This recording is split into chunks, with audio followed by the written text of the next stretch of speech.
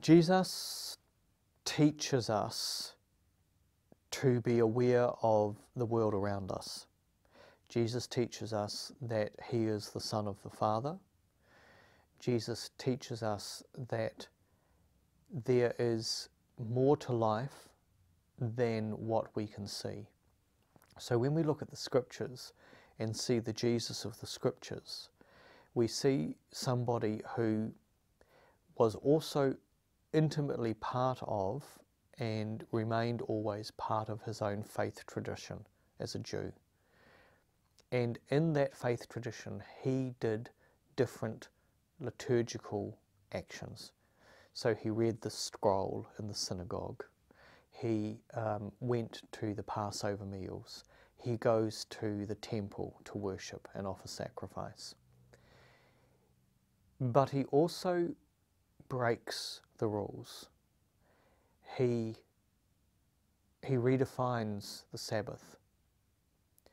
He redefines temple worship through the thing in the temple where he actually goes in and knocks over the money changers, desks and everything else. And he redefines the Paschal mystery, the Paschal meal, through the giving of his cup. Ultimately, he redefines that whole thing by dying and rising. So when we come to liturgy, our worship, our liturgy, takes all of those elements and expresses them in a variety of ways. And so when we enter into worship, the most important thing that's working for us is memorial or memory. And it is the memory of who Jesus was, what he did, why he did it, what was of value to him, the suffering he endured, and we are there always to remember it. We're there never to forget it. So the Greek word that we use to describe that is called anamnesis. Amnesia is to forget. Put the an in front of that word and you have the negation of it. So anamnesis is always to remember. And so the whole thing that we as Christians pick up from our Jewish brothers and sisters, our elder brothers and sisters in faith, is that anamnesis and memorial, berakah, is all about remembering.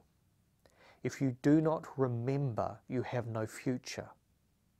And so in this memory though, the second element which becomes most important to it is that of epiklesis, which is a Greek word which means the calling of the Spirit. So in everything that we do, we call the Spirit to make our memory real today, to make it active today, so that our participation is not an event that happened 2,000 years ago, but in the actuality of that event here and now in our own time and space, which then has a reality and needs an outcome in whatever we're going to do next. So in that way, liturgy wraps us in to God through the person of Jesus Christ in the Spirit.